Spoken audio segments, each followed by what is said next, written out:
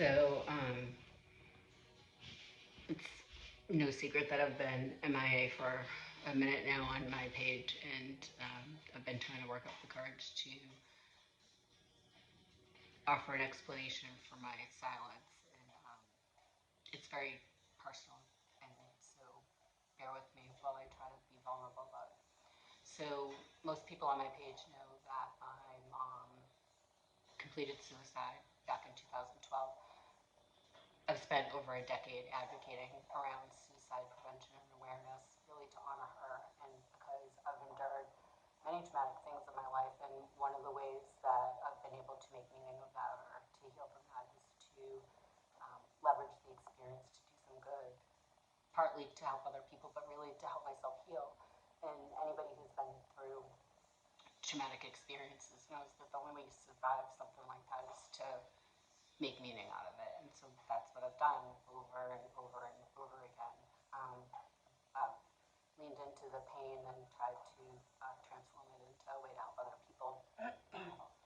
So this March, I found out that the person responsible for the death of my little sister and the person who really tortured my brother horribly, abused my brother horribly, was also responsible for the death of my mother. She didn't actually take her own life.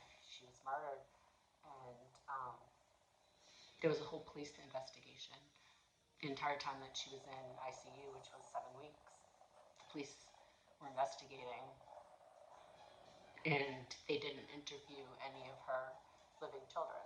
So I was back and forth into the ICU every other week, and I was on the phone with nurses literally every other day making medical decisions because they had to operate on her literally every other day to try to save her life, which was ultimately unsuccessful. And there were a lot of records, both in Florida and Massachusetts, about violence between them, domestic violence between them. And neither of us were even interviewed. It's a lot to process. And the fact that that man died of natural causes last year without ever being held responsible for taking my entire family from me is a very heavy burden for me to bear. And I'm not doing it very well. No matter how hard I try, I can't find a modicum of good to make from this trauma.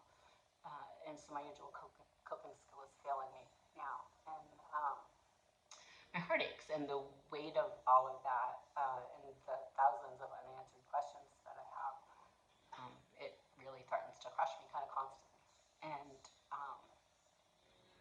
And even saying that, I'm like, this doesn't even, the words I'm saying don't really even do justice to the amount of pain that finding this out has caused me. And I really would never survive this without Matthew and Robin and Holly and Marion and Janelle and really countless other friends